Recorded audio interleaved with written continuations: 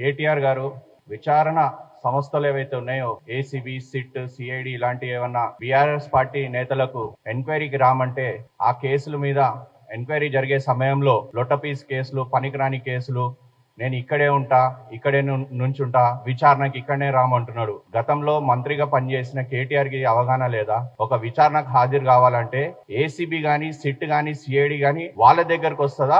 మీరు వెళ్ళి ఎంక్వైరీకి అక్కడ అటెండ్ కావాలనే ఇంగిత జ్ఞానం కేటీఆర్ కి లేదా అని నేను అడుగుతున్నాను. కేటీఆర్, ఇప్పటికైనా జోకర్ మాటలు మానే. ఎందుకంటే ప్రజలు నిన్ను చూసి అసహించుకుంటున్నారు, నవ్వుకుంటున్నారు నువ్వు చేసే ఆరోపణలు, మాటలు చూసి. ఫస్ట్ మీ చెల్లి బహిరంగంగా మీ కుటుంబం సభ్యుల మీద, మీ మీద అవినీతి ఆరోపణలు చేస్తే దాని మీద స్పందించు, దాని గురించి మాట్లాడు. మీ బావ హరీష్ రావు మీద అవినీతి ఆరోపణలు చేసింది, హ్యాపీ రావు, సంతోష్ రావు మీద అవినీతి ఆరోపణలు చేసింది. దాని మీద మాట్లాడకుండా నువ్వు ఈ రోజు లొట్టపీస్ కేసా, పనికిరాని కేసా అని దాని మీద కామెంట్స్ చేస్తావు. అసలు బీఆర్ఎస్ లోకి ఒక ఫ్యాషన్ గా అయిపోయింది. వాళ్ళు పేటెంట్ గా ఏం తీసుకున్నారంటే సవాల్ ఇసరడం, పారిపోవడం, ఎంక్వైరీ అనగానే కోర్టుకి పోవడం. ఇది వీళ్ళకు వాళ్ళ సంస్కృతి, సాంప్రదాయం లెక్క బీఆర్ఎస్ పార్టీలో అయిపోయింది. మీరు కేటీఆర్ గారు ఏదైతే అంటున్నారో, రండి నన్ను విచారించండి, లై డిటెక్టర్ పెట్టండి అంటున్నారో, ఫస్ట్ లై డిటెక్టర్ అనేది మీ కుటుంబ సభ్యులందరికీ పెట్టాలి. మీ అయ్యకి పెట్టాలి, మీ చెల్లికి పెట్టాలి, మీ బావకు పెట్టాలి. సంతోష్ రావుకి పెడితే